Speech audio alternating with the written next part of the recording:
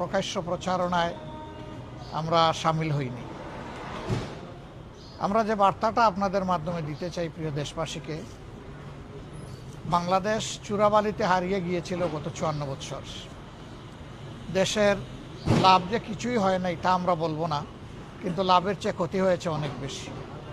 বিশেষ করে দেশের সবগুলা সাংবিধানিক গণতান্ত্রিক প্রতিষ্ঠানকে ধ্বংস করা হয়েছে এবং জাতির ঘাড়ে বিপুল পরিমাণ ঋণের বোঝা রেখে যাওয়া হয়েছে।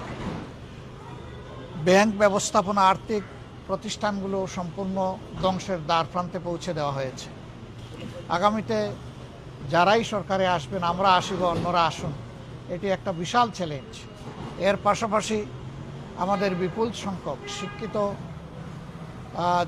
যুব সমাজ এখনও বেকারত্বে ভুগছে দারুণভাবে। এগুলো আমাদের মোকাবিলা করতে হবে।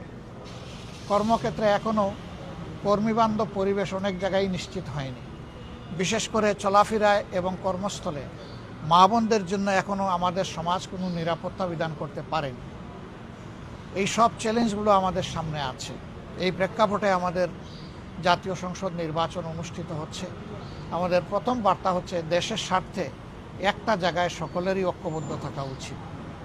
2 নম্বর হচ্ছে পরস্পরকে আঘাত না করে নিজের কর্মসূচি নিয়ে জনগণের কাছে যাওয়া প্রয়োজন। জনগণ যাদেরকেই তাদের মূল্যবান ভোট দিয়ে, সমর্থন দিয়ে, ভালোবাসা দিয়ে কবুল করে নেবে, গ্রহণ করে নেবে, আমাদের সকলের তার প্রতি শ্রদ্ধা প্রদর্শন করা উচিত। ভিন্ন কোনো কায়দায় নির্বাচনের ফলাফলকে প্রভাবিত করার যে কোনো অসৎ উদ্দেশ্য থেকে সকলেরই বিরত থাকা উচিত। রাষ্ট্রের কোনো পর্যায়ের কারোই এতে সম্পৃক্ত হওয়া উচিত নয়। এরপরে আমরা জীবনের এই প্রথমবারের মতো আমরা মূল থেকেই এই পরিবর্তনের 24-এর পরিবর্তনের গোড়া থেকে আমরা দাবি তুলেছিলাম যে বিদেশে আমাদের বিপুল পরিমাণ প্রবাসীরা বসবাস করেন। তারা খেটে খুঁটে নিজেদের ঘাম জড়িয়ে যেটুকু উপার্জন করেন দেশের জন্য রিমিটেন্স আকারে তাই পাঠান এবং অর্থনীতির চাকাকে মূলত এটাই সচল রেখেছে। তাদের ভোটের অধিকারটা সেরকম ছিল না। আমরা দাবি তুলেছিলাম যে প্রবাসীদের ভোটের অধিকার নিশ্চিত করতে হবে। এই দাবিতে আমরা আন্দোলন করেছি, বিভিন্ন জায়গায় স্মারকলিপি পেশ করেছি। শেষ পর্যন্ত সরকার এবং নির্বাচন কমিশন আমাদের এই দাবির প্রতি সম্মান প্রদর্শন করেছেন। আমরা তাদের প্রতি কৃতজ্ঞ এবং ধন্যবাদ জানাই।